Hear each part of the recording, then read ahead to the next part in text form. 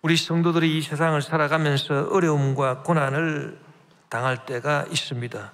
그럴 때 성경이 우리로 하여금 어떠한 태도를 취하라 권면하고 있습니까? 우리에게 다가오는 어려움과 고난은 분명히 정상적인 일은 아닌 것입니다. 그러나 성경이 우리에게 가르쳐주고 있는 것은 그렇다고 해서 이 고난이나 어려움이 이상한 일, 비정상적인 일도 아니다라고 하는 것입니다. 베드로전서 4장 12절에 보면 사랑하는 자들아 너희를 연단하려고 오는 불시험을 이상한 일을 당하는 것 같이 이상히 여기지 말라고 말씀하셨습니다. 우리는 하나님을 믿는 성도들인데 우리가 하나님을 믿고 신앙생활을 하면서 이 세상 살아가는데 우리가 때때로 어려움과 고난과 여러 가지 문제를 접할 때 왜 나한테 이런 일이 생겼습니까? 참 이상한 일이다. 그렇게 생각하지 말라는 것입니다. 우리에게 다가오는 고난과 어려움과 문제들에 대해서 왜 나한테 이런 일이 생기느냐? 이상한 일이다. 이렇게 생각하는 순간부터 시작해서 두려움이 우리에게 음습해 오는 것입니다. 우리가 성경을 보면은 믿음의 조상들이 다 많은 어려움과 고난을 이겨내고 그리고 믿음의 조상으로 등극을 했는데 그들이 고난과 어려움을 당할 때 이상한 일 당하는 것처럼 그렇게 생각하지 않았습니다. 우리가 성경에 보면은 믿음의 조상들 중에 이삭과 야곱이 있는데 그 이삭과 야곱은 모두 다 나이가 들었을 때 앞을 보지 못했습니다. 그래서 이삭은 애쓴지 야곱인지 구분도 잘 못하고 야곱에게 장제의 축복을 해버렸고 그리고 야곱도 보니까 말년에 눈이 어두워서 자기 아들 요셉이 자기가 낳은 장자 므낫세와 차자 에브라임을 야곱에게 데리고 와서 아버지 내 아들들에게 축복해 주십시오. 그래서 요셉은 장남 므낫세가 그래도 축복을 많이 받아야 되지 않겠느냐 그렇게 생각해서 므낫세를 그 눈먼 자기 아버지 야곱의 오른손이 향할 수 있는 그 자리에 위치해 놓고 그리고 에브라임은 야곱의 왼손이 위치할 수 있는 그 자리에 놓았는데 이 야곱은 육신의 눈은 멀었습니다만 영적인 눈을 떠서 미래를 내다보니 에브라임이 더 큰 자가 될 것이라는 것입니다. 그래서 손을 엇바꾸어서 오른손을 에브라임 머리 위에 놓고 왼손을 므낫세 머리 위에 놓고 안수를 한 것입니다. 여러분 노인이 되어서 자기 한 몸 건사하기가 힘들 때 얼마나 고난이 많겠습니까? 그런데 더군다나 앞을 보지 못한다면 더 큰 고난이 아니겠습니까? 그런데 우리 믿음의 조상들이 이런 고난을 당했지만은 성경은 그것을 이상한 일처럼 기록하지 않았습니다. 그렇다면 우리 성도에게 다가오는 고난과 어려움과 이 모든 환난의 정체가 무엇이겠습니까? 그 대답을 성경에 나오는 인물 중에서 욥이 가장 잘 말해주고 있는 것입니다. 욥은 우리가 잘 알다시피 고난의 대명사라고 불리는 인물 아닙니까? 그런 하나님의 축복을 받아서 재산도 많고 자녀도 10자녀를 거느렸습니다마는 그러나 예기치 않은 때에 아무 이유 없이 그가 지은 죄도 없는데 고난이 다가왔습니다. 강도 떼들이 다가와서 재산을 다 뺏어가고 그리고 장남의 집에서 10자녀가 모여서 생일 축하 파티를 여는데 광풍이 불어와서 그 집 천장이 무너짐으로 10자녀가 다 죽은 것입니다. 놀라운 참 기가 막힐 어려움입니다. 더군다나 이 욥의 몸에는 악성 종기가 생겨나서 고통당하고 건지러워서 견딜 수가 없으므로 기아장을 갖고 몸을 긁는 그런 비참한 신세에 빠져버리고 말았습니다. 그럴 때 위로의 말을 해줘야 될 아내가 위로하기는커녕 욥에게 와서 당신이 그래도 당신의 순전함을 지키고 하나님을 믿고 있느냐? 차라리 하나님을 욕하고 죽는 것이 낫지 않겠느냐? 그렇게 말하는 것입니다. 이처럼 막심한 말로 당할 수 없는 그런 고난을 당했을 때 이 욥은 고난에 대해서 어떻게 생각하고 있는가? 욥기서 2장 9절 10절에 보니 그의 아내가 그에게 이르되 당신이 그래도 자기의 온전함을 굳게 지키느냐? 하나님을 욕하고 죽어라. 그가 이르되 그대의 말이 한 어리석은 여자의 말 같도다. 우리가 하나님께 복을 받았은즉 화도 받지 아니하겠느냐 하고 이 모든 일에 욥이 입술로 범죄하지 아니하니라고 기록한 것입니다. 그래서 욥이 고난에 대해서 어떤 생각을 갖고 있었느냐, 그게 중요한데 욥은 이렇게 생각한 것입니다. 하나님께서 우리에게 축복을 많이 해주셨다. 그래서 우리가 하나님께 축복을 많이 받았은즉 때로는 고난 당하는 것도 이상한 일이 아니지 않겠느냐. 축복을 받았기 때문에 때로는 화도 당할 수 있다, 이렇게 말하는 것입니다. 여러분, 이것이 성경에서 가르쳐주는 고난과 어려움의 정체라고 생각합니다. 저와 여러분은 고난과 어려움을 당할 때 이상한 일 당하는 것처럼 여기지 말고, 우리가 하나님으로부터 은혜를 받아서 죄사함을 받아서 우리가 용서를 받고 지옥에 떨어져야 될 내 영혼이 구원받아 천국에 올라가고 우리가 하나님 백성이 되고 하나님의 자녀가 된, 이것이야말로 얼마나 놀라운 축복이냐.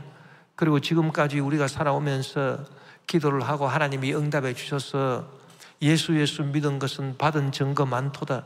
그렇게 해서 여러 가지 기도 응답을 받고 축복을 받고 지금까지 우리가 살아오지 않았느냐. 그러니 화를 당할 수도 있는 것이다. 그렇게 우리가 생각을 해야 되는 것입니다.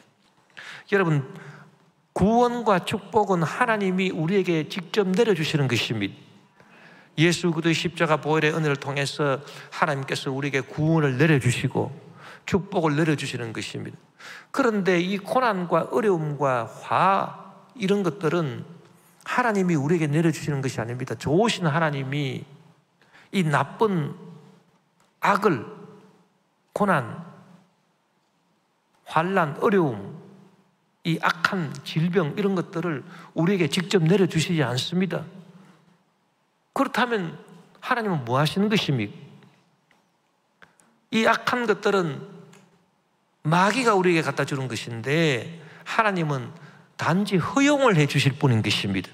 그래서 하나님이 직접 내려주시는 것하고 마귀가 우리에게 갖다 주는 것을 하나님이 허용해 주시는 것하고 이건 다른 것입니다. 하나님은 좋으신 하나님이시기 때문에 우리에게 이 나쁜 화를, 나쁜 고난이나 나쁜 어려움을 우리에게 직접 내려주시지 않습니다. 우리의 부족함과 연약함과 우리의 죄악으로 인해서 마귀가 우리를 시험해서 우리에게 어려움과 고난과 환난을 가져다 주는데 하나님은 그것을 잠깐 허용해 주시는 것입니다. 그러면 좋으신 하나님께서 왜 악한 마귀가 우리에게 가져다 주는 이 고난과 환난과 어려움을 물리쳐 주지 아니하시고 허용해 주시느냐? 그 이유는 어디에 있느냐? 그것은 하나님께서 우리로 하여금 고난 당하는 것을 허용하심으로 말미암아 이 고난이 결국 우리에게 나중에는 큰 유익이 되고 축복이 된다고 하는 것을 하나님은 알고 계시기 때문에 좋으신 하나님은 우리가 고난 당하는 것을 마귀로부터 시험을 받고 여러 가지 어려움과 환난과 고난에 떨어지는 것을 잠시 허용해 주시는 것입니다. 고난이 우리에게 결국 유익이 된다는 것, 그것을 하나님이 알고 계시기 때문인 것입니다. 시편 119편 71절에 고난당하는 것이 내게 유익이라 이로 말미암아 내가 주의 율례들을 배우게 되었다고 말한 것입니다. 여러분, 성도는 고난을 통해서 그 신앙이 성장하고 성숙하고 유익한 모든 것을 얻게 되는 것입니다. 고난 당하기 전에는 우리 신앙이 성숙하지 못한 단계에 머물러 있습니다. 성숙하지 못하다라고 하는 것은 판단이 어리석고 또 순종하는 결단이 부족하다, 그 말인 것입니다. 우선 판단이 아주 어리석습니다. 여러분, 모든 죄와 허물은 악한 것입니다. 그런데 한편으로 또 어리석은 것입니다. 그래서 고난의 유익이 뭐냐 하면은 이 어리석은 것을 떨쳐버리기 위해서는 고난을 당해야 된다는 것입니다.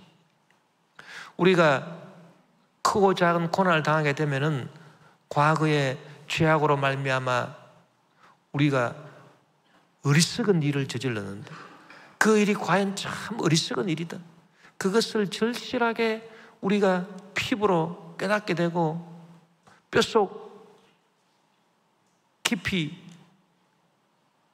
뉘우치게 되고 그렇게 해서 어리석음을 떨쳐버리게 되고 참된 지혜를 얻게 되는 것입니다. 그건 고난이 우리에게 가져다주는 참 귀한 유익인 것입니다. 이 고난을 통하지 않고서는 그런 실천적인 깨달음을 얻을 수가 없습니다. 그냥 막연하게 우리가 이론적으로 우리가 하나님 말씀 따라 살아야지 복을 받지, 그렇지 않고서는 우리가 어리석은 삶을 살 수밖에 없구나, 막연하게 이론적으로 생각할 뿐이지. 그러나 고난이 다가와서 우리가 어려움을 겪게 되면 정말 내가 어리석었구나, 하나님 말씀대로 살지 못한 것이 참 어리석었고 내가 참 죄롭지 못했구나, 그것을 우리가 깊이 깨닫게 되고 뉘우치게 되고, 그래서 어리석음을 떨쳐버리고 그때서야 비로소 참된 지혜를 얻게 되는 것입니다. 우리가 성경에 보니까 이스라엘 사사 중에 삼손이라고 하는 사람이 있는데, 이 사람은 날 때부터 나실인으로 하나님이 성별해서 세워가지고 그에게는 참 어마어마한 힘을 하나님이 허락해 주셔서 곤경에 빠진 이스라엘을 구해내고 앞지 않은 블레셋을 물리칠 수 있도록 그렇게 하나님께서 사사로 세워주신 것입니다.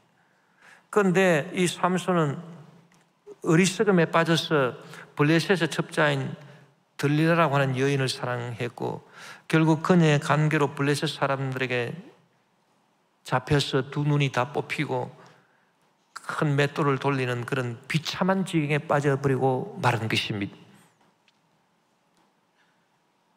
그러나 이 삼손은 그 고난을 통해서 깨달았습니다.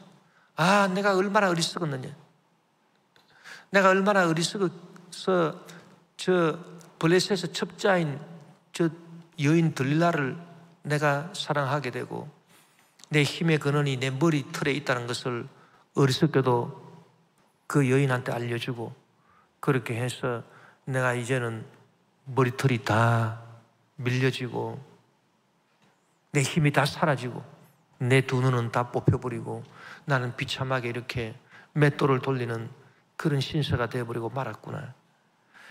고난을 통해서 자기의 어리석음을 절실히 깨달았습니다. 그리고 지혜를 얻은 것입니다. 어리석음을 물리치니까 지혜가 다가왔습니다. 그리고 지혜가 이제 들어오니까 자기의 책무를 깨달아 알게 된 것입니다. 하나님께서 나를 만들어서 이 땅에 보내주신 그 이유는 나로 하여금 이스라엘 사사가 되어 블레셋의 압제에 신음하는 이스라엘을 구원하기 위함인데 내가 그 책무를 망각하고 있었구나. 이제라도 내가 그 책무를 완수를 해야 되겠다. 그런 사명감이 또 나타나게 된 것입니다. 그래서 기회를 기다리고 있는데 마침 때가 왔습니다. 블레셋 사람들이 자기들이 섬기는 다곤이라고 하는 신을 섬기기 위해서 다 한자리에 모여가지고 거대한 건물 그 한자리에 다 모여서 제사를 지내고 그들이 희희낙낙하고 그러면서 우리 블레셋을 괴롭혔던 그 삼손이라고 하는 사람을 끌어내가지고 우리 앞에 재롱을 한번 피우게 해보자. 그거 참 재밌을 것 같다. 그래서 삼손을 불러낸 것입니다. 삼손이 그때 불려나가서 자기는 어디에 뭐가 있는지 모르니까 한 소년을 의지해서 나로 하여금 이 집의 기둥에 나를 인도하라. 사사기 16장 28절 30절에 보니 삼손이 야훼께 부르짖어 이르되 주 야훼여 구하옵나니 나를 생각하옵소서. 하나님이여 구하옵나니 이번만 나를 강하게 하사 나의 두 눈을 뺀 블레셋 사람에게 원수를 단번에 갚게 하옵소서 하고, 삼손이 집을 버틴 두 기둥 가운데 하나는 왼손으로 하나는 오른손으로 끼어 의지하고, 삼손이 이르되 블레셋 사람과 함께 죽기를 원하노라 하고 힘을 다하여 몸을 굽히매 그 집이 곧 무너져 그 안에 있는 모든 방백들과 온 백성에게 덮이니 삼손이 죽을 때 죽인 자가 살았을 때 죽인 자보다 더욱 많았더라. 그래서 그가 인생을 마감하면서 하나님이 주신 책무를 다한 것입니다. 블레셋 사람들을 다 멸하고 이스라엘을 블레셋의 압제에서 건져낸 것입니다. 여러분, 이 삼손이 고난을 당하지 않았더라면, 두 눈이 뽑히고 맷돌을 돌리게 된 그런 비참한 고난을 그가 당하지 않았더라면, 그는 계속해서 허랑방탕하고 희희낙낙하면서 하나님이 주신 책무를 망각하고 그 인생을 완전 망쳐버렸을 것입니다. 그러나 그런 고난을 통해서 자기의 어리석음을 뼈저리게 뉘우치고 지혜를 얻게 되고, 또 하나님께서 자기에게 주신 사명감을 다시 그가 발견하게 되고 그 사명감을 이루게 된 것입니다. 성경은 이 삼손에 대해서 어떻게 기록하고 있습니까? 결론적으로 이 삼손은 믿음의 위대한 신앙의 선조라고 기록하고 있는 것입니다. 삼손은 허랑방탕한 사람이다, 그렇게 기록하고 있지 않습니다. 히브리서 11장 31절 32절에 보니 믿음으로 기생 라합은 정탐꾼을 평안히 영접하였으므로 순종하지 아니한 자와 함께 멸망하지 아니하였도다. 내가 무슨 말을 더하리요? 기드온, 바락, 삼손, 입다, 다윗 및 사무엘과 선지자들의 일을 말하려면 내게 시간이 부족하리로다, 그렇게 말한 것입니다. 그래서 성경은 기록하기를 삼손은 믿음의 위대한 선조로 기록하고 있는 것입니다. 어떻게 삼손이 믿음의 위대한 선조가 됐습니까? 그것은 그가 받은 고난을 통해서 그가 어리석음을 떨쳐버리고 지혜를 얻고 참된 그 사명감을 다시 회복할 수 있었기 때문인 것입니다. 고난이 그에게 유익이 되기 때문인 것입니다. 여러분, 누가복음 15장에 나오는 탕자의 비유도 그렇지 않습니까? 탕자는 고난 당하기 전에는 절대로 자기의 어리석음을 떨쳐버릴 수가 없었던 것입니다. 그가 자기 스스로 생각할 때 내가 아버지 집에서 아버지의 간섭을 받고 사는 것보다는 아버지가 나중에 나한테 물려줄 재산을 내가 먼저 상속받아서 먼 나라에 가서 내가 친구도 사귀고 그 사람들과 함께 투자도 하고 돈도 벌고 그렇게 사는 것이 훨씬 더 행복하지 않겠느냐. 그래서 자기 아버지한테 가서 아버지께서 저에게 물려줄 재산을 미리 좀 주십시오. 제가 먼 나라에 가서 이런 투자도 하고 그렇게 해서 내가 돈도 많이 벌고 그렇게 살겠습니다. 그런데 아버지가 가만히 들어보니까 어리석이 짝이 없습니다. 얘야, 그거 참 어리석은 생각이다. 세상이 네 생각대로 그렇게 호락호락하지 않다. 그런 어리석은 생각 하지 말고 나와 함께 계속 집에 있는 게 좋겠다. 여러분, 이 사람의 어리석음을 떨쳐버리게 하는 것은 고난밖에 없습니다. 주위에서 아무리 설득해도 안 듣습니다. 아버지가 설득을 해도 안 듣습니다. 형이 와가지고 야, 너 생각 잘해라. 너 지금 생각하는 것이 어리석이 짝이 없다. 안 듣습니다. 주위의 일꾼들이 아유, 도련님 왜 그런 헛된 생각 하십니까? 아버지 집에 얼마나 살기 좋은데 왜 먼 나라에 가서 그렇게 혼자 살려 하십니까? 아무리 얘기도 안 듣습니다. 결국 그 고집을 누가 꺾겠습니까? 그래서 결국은 탕자가 아버지 재산을 미리 상속받아서 그 먼 나라에 가서 친구도 사귀고 투자도 하고 했는데 세상이 자기 마음대로 되지 않습니다. 가진 돈 다 없어져 버리고 돈이 없어지니까 뭐 함께 즐기던 친구들 뭐 이런 사람들 다 떠나갔습니다. 이제는 외톨이가 됐습니다. 돈이 없으니까 누가 찾아주지도 않습니다. 그래서 큰일 났다. 이제 먹고 살기 위해서 시골로 내려가서 돼지나 쳐야 되겠다. 그런데 마침 또 흉년이 들었습니다. 흉년이 드니까 사람도 먹기 힘든지라 돼지가 먹는 쥐염 열매도 부족했습니다. 그래서 그 돼지 먹는 쥐염 열매로도 자기 배를 채우지 못하는 그런 정말 비참한 지경 고난에 떨어졌습니다. 그 극심한 고난 가운데 떨어지니 비로소 그 고난을 통해서 자기의 어리석음을 깨닫게 된 것입니다. 아, 내가 정말 어리석었구나. 그래서 내가 정말 어리석었다. 아버지 집에는 품삯이 풍부한 일꾼들이 얼마나 많으냐. 근데 나는 여기서 굶어 죽는구나. 자기의 어리석음을 그때 절절히 뉘우치게 되고 다시 지혜를 얻어서 내가 아버지 집으로 다시 돌아가야 되겠다. 그것만이 살 길이다. 여러분, 우리 모든 사람들은 고난당하기 전에는 이론적으로 어리석음이 뭔지는 알 수 있을지 몰라도 실천적으로 어리석음을 알고 어리석음을 실천적으로 떨쳐버리지는 못하는 것입니다. 고난이 선생님인 것입니다. 위대한 선생님입니다. 그래서 고난을 통해서 배우는 지혜는 이론적인 것이 아니라 실천적인 것이고 따라서 매우 값진 것입니다. 우리 속담에 젊었을 고생은 금주고도 못 산다라고 하는 말이 있습니다. 이것은 고난을 통해서 젊었을 때 이 실천적인 지혜를 배우는 것, 인생의 어리석음을 떨쳐버리고 실천적인 지혜를 배우는 것, 이것이 얼마나 귀한 일인가라고 하는 것을 가르쳐주는 것입니다. 그래서 우리가 생각할 때 고난의 유익이 무엇이냐? 그것은 바로 우리로 하여금 죄악의 삶 가운데 있었던 우리의 어리석음을 다 떨쳐버리게 하는 것이고 실천적으로 지혜를 배우게 하는 것이 바로 고난이다. 고난이 선생님입니다. 그것을 우리가 깨달아 알고 우리가 고난 당할 때 감사할 줄 알아야 되는 것입니다. 또 고난의 유익이 무엇입니까? 고난의 유익 두 번째는 우리가 고난을 통해서 하나님의 뜻에 대해서 적극적으로 그리고 완전하게 100% 순종하는 법을 배운다는 것입니다. 여러분, 우리 고난 당하기 전에는 아무리 믿음이 좋은 사람이라 하더라도 하나님 뜻에 적극적으로 100% 순종하기가 쉽지 않습니다. 우리가 믿음의 조상 아브라함을 보면 그것을 잘 알 수 있는 것입니다. 하나님께서 아브라함에게 너는 갈대 우르를 떠나서 내가 너에게 지시할 땅으로 가라. 그래서 아브라함이 자기 대대로 살던 조상 대대로 살던 그런 갈대 우르를 떠났습니다. 순종을 하기는 했습니다만은 그러나 100% 온전한 순종이 아닙니다. 혼자 떠나라고 했는데 이 아브라함은 떠나기는 했습니다만은 조카 롯을 함께 데리고 떠난 것입니다. 그리고 그가 가나안에 가보니까 흉년이 들어 있습니다. 하나님께서는 애굽으로 내려가라고 말씀하신 적이 없는데 가나안에 있으라고 했는데 내가 가나안에 왔지만 가나안에 흉년이 들었으니 이제는 양식이 풍족한 애굽으로 내려가야 되겠다. 그렇게 해서 그가 애굽으로 내려갔습니다.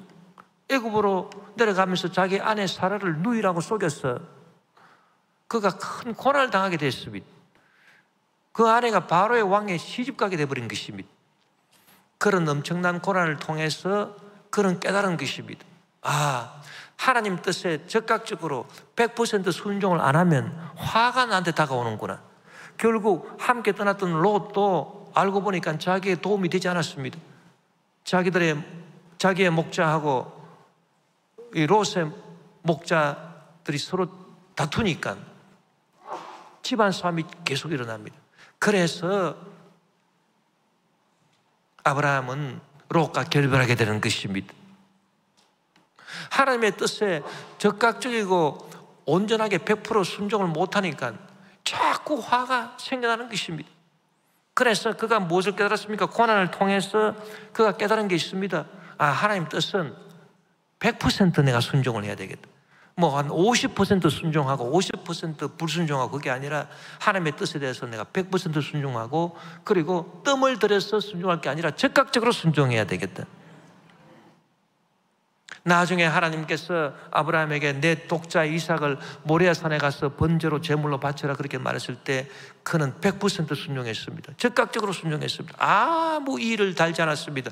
그리고 하나님 말씀 들은 바로 그 다음날 새벽에 일찍 일어나서 나귀의 안장을 지우고 그 아들 이삭과 함께 모리아산으로 향한 것입니다. 그래서 그가 믿음의 조상이 된 것 아니겠습니까? 여러분, 고난의 유익이라고 하는 것이 바로 이것입니다. 고난을 통해서 우리는 실천적 차원에서 어리석음을 떨쳐버리고 참된 지혜를 얻게 되고, 그리고 고난을 통해서 우리는 하나님의 뜻에 적극적이고 온전한 100% 순종을 할 수 있고, 그래서 우리가 복을 받을 수 있으니 고난이 참 우리에게 큰 축복이 되는, 그래서 고난이라고 하는 것은 우리로 하여금 참된 지혜와 온전한 순종을 배우게 하는 축복의 변장된 통로라고 하는 것을 우리가 분명히 알아야 되는 것입니다. 그렇다면 우리가 고난당할 때 우리가 어떤 마음 자세를 가지고 어떻게 신앙생활을 해야 되겠습니까? 그것이 바로 오늘 본문에 나와 있는 것입니다. 우리가 고난당할 때 우리가 가져야 될 마음 자세는 우선 감사라고 하는 것입니다. 오늘 본문 시편 50편 14절 15절에 감사로 하나님께 제사를 드리며 지존하신 이에게 내 서원을 갚으며 환난 날에 나를 부르라 내가 너를 건지리니 내가 나를 영화롭게 하리라고 말씀하신 것입니다. 그래서 환난 날에 하나님께 부르짖어서 응답받는 것하고 감사로 하나님께 제사를 드리는 것이 서로 연결되어 있는 것입니다. 우리가 고난받을 때는 먼저 감사를 하라, 그 뜻인 것입니다. 여러분, 우리는 평상시에도 감사를 해야 되지만 고난당할 때도 감사를 해야 되는 것입니다. 축복받을 때 우리가 감사하지만은 고난받을 때도 우리가 감사를 해야 되는 것입니다. 그것이 바로 온전한 감사요, 이 온전한 감사가 하나님이 보실 때 사람의 올바른 행위인 것입니다. 시편 50편 23절에 감사로 제사를 드리는 나가 나를 영화롭게 하나니 그의 행위를 옳게 하는 자에게 내가 하나님의 구원을 보이라고 말씀한 것입니다. 여러분, 참된 감사는 이 시간에 따라서 감사하는 것입니다. 그래서 과거와 현재와 미래에 대한 감사, 과거에 대한 감사, 현재에 대한 감사, 미래에 대한 감사가 다 같이 있어야 이게 온전한 감사가 됩니다. 우리가 축복을 받은 것에 대해서 감사하는 것은 과거에 대한 감사할 수 있는 것입니다. 아, 내 과거에 이런 축복을 많이 받았구나. 과거에 대한 감사를 해야 돼요. 현재에 대해서 감사하는 것도 마찬가지입니다. 아, 지금 내가 축복을 많이 받고 있구나. 지금 모든 것이 평안하고 즐겁고 기쁘구나. 감사해야 됩니다. 그런데 지금 고난이 있습니다. 그러면 지금 고난이 있기 때문에 현재에 대해서는 감사할 수 없는 것입니다. 고난 가운데 어떻게 감사합니까? 그러나 고난 가운데서도 지금 우리가 감사할 것은 무엇 때문에 감사하느냐? 미래에 대한 감사하는 것입니다. 하나님께서 이 고난을 통해서 나에게 오히려 유익이 되게 하셔서 나로 하여금 참된 지혜를 배우게 하시고 참된 순종을 하게 하시기 때문에 내가 장차 큰 복을 받을 것이다. 그래서 우리가 고난 받을 때는 현재 고난을 인해서 우리가 하나님께 감사할 수는 없지만은 이 고난을 통해서 나중에 이것이 나한테 유익이 되고 그래서 나한테 큰 축복이 될 것을 우리가 믿음으로 미리 내다보고 미래를 미리 내다보고 하는 감사가 되어야 되는 것입니다. 그래서 우리의 감사가 과거에 대한 감사요, 현재에 대한 감사요, 미래에 대한 감사가 되어야 되는 것입니다. 그것이 온전한 감사인 것입니다. 여러분, 미래에 대해서 사람들이 감사할 수가 있겠습니까? 어떻게 미래에 대해서 감사할 수가 있겠습니까? 그것은 현재 고난이라 하더라도, 현재 나를 괴롭히는 고난이라 하더라도 이 고난이 오히려 유익이 되고 그래서 내가 하나님께 더 큰 영광을 돌릴 수 있는 축복이 내 미래에 반드시 주어질 것이다 라고 하는 것을 우리가 믿음으로 바라보고 미리미리 감사하는, 그것이 바로 미래에 대한 감사인 것입니다. 하나님께서는 이처럼 미래에 대해서 미리 감사할 줄 아는 사람을 귀하게 보시는 것입니다.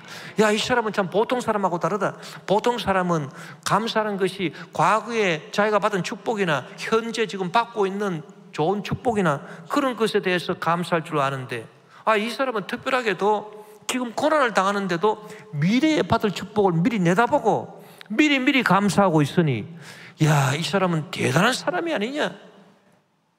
그렇게 해서 하나님께서 그 사람을 참 귀하게 보시고 축복해 주시는 것입니다. 우리가 성경에 보면은 고난의 대명사가 욥이라고 했는데 욥이 그런 감사를 했습니다. 욥기 23장 10절에 보니 그러나 내가 가는 길을 그가 아시나니 그가 나를 단련하신 후에는 내가 순금같이 되어 나오리라. 지금은 내가 고난받아서 이처럼 허박하고 어려운 환경 가운데 떨어져 있고 내가 내 기아장으로 몸을 끌고 있는 이런 비참한 신세가 되어 있지만은, 그러나 내가 가는 길을 그가 아시기 때문에 하나님께서 나를 단련하신 후에는 내가 순금같이 되어 나올 것이다. 그 미래를 바라보면서 욥은 감사하고 있는 것입니다. 이런 놀라운 감사가 어디 있습니까, 여러분? 이것이 참된 믿음에서 나오는 감사요. 우리가 참된 믿음을 가진다면 이처럼 고난에 대해서도 감사할 수 있는 것입니다. 또한 우리는 고난당할 때 주님께 간절히 부르짖는 기도를 해야 되는 것입니다. 우리가 평상시에도 기도해야 되지만 고난을 당할 때는 또 간절히 기도해야 되고, 또 하나님께서는 우리가 평상시에 기도하는 것도 들어주시고 응답해 주시지만은 우리가 고난당할 때 기도하는 것은 더 귀하게 보시고 더 큰 응답을 해 주시는 것입니다. 하나님이 구하시는 제사는 상한 심령이라, 상하고 애통하는 마음을 주께서 멸시하지 아니하시라, 그렇게 말씀한 것입니다. 그래서 하나님은 우리 기도를 즐겁게 들으시는 하나님이신데, 우리가 평상시에 아무 문제 없을 때 습관을 따라서 늘 기도하는 그것도 하나님께서 귀하게 보시고 아름답게 생각하시지만은, 그러나 우리가 고난 당할 때 상한 심령으로, 애통하는 심령으로 주님 앞에 나와서 부르짖어 간구할 때, 그때는 하나님께서 그 기도를 더 귀한 기도로 보시고, 평상시에 기도하는 것 응답에 보너스를 더 얹어서 하나님이 그 기도에 응답해 주시는 것입니다. 그것을 우리가 성경에서 살펴볼 수 있습니다. 우리 성경에 보면은 유다의 왕 시드기야 왕 시절에 이제 바벨론이 쳐들어와서 예루살렘을 둘러싸고 있을 때 많은 거짓 선지자들이 시드기야 왕에게 예언해서 말하기, 거짓 예언해서 말하기를, 왕이여 안심하십시오, 이 예루살렘은 하나님의 도성 아닙니까? 하나님의 성전이 이 안에 있습니다. 하나님께서 우리를 지켜주실 것이기 때문에 저 바벨론의 침략을 두려워하지 마십시오. 그러나 예레미야는 하나님께 참된 예언을 받았습니다. 하나님께서 이스라엘 죄악으로 말미암아 이 바벨론을 몽둥이로 지금 사용하고 계신, 몽둥이가 부러지지 않는다. 그러니까 하나님께서 바벨론을 몽둥이로 사용하셔서 이 예루살렘을 치실 것이고 성전은 다 무너질 것이고 불타버릴 것이다. 그래서 시드기야 왕이여, 하나님께서 바벨론을 하나님 몽둥이로 사용하실 것이기 때문에 바벨론 왕에게 항복하는 게 좋겠습니다. 그것이 유일한 길입니다. 그랬더니 시드기야 왕이 노해서 너는 어떻게 나쁜 예언만 그렇게 하느냐, 이 예레미야를 시위대 뜰 구덩이 속에 넣어버려라. 그래서 유다의 왕 시드기야의 시위대 뜰 구덩이에 갇혀버리고 말은 것입니다. 예레미야 33장 1절에서 3절에 보니 예레미야가 아직 시위대 뜰에 갇혀있을 때에, 고난의 때에 그 말인 것입니다. 야훼 말씀이 그에게 두 번째로 임하니라. 이것이 일을 행하시는 야훼, 그것을 만들어 성취하시는 야훼, 그의 이름을 야훼라 하는 네가 이와 같이 이르시도다.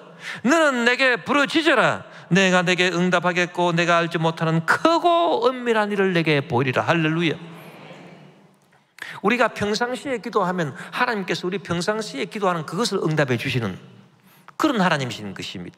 그러나 우리가 고난 당할 때 기도하면 우리 기도 제목도 들어줄 뿐 아니라 한 걸음 더 나아가서 우리가 알지 못하는 크고 은밀한 일까지 하나님께서 보너스를 붙여서 우리 기도에 응답해 주시는 것입니다.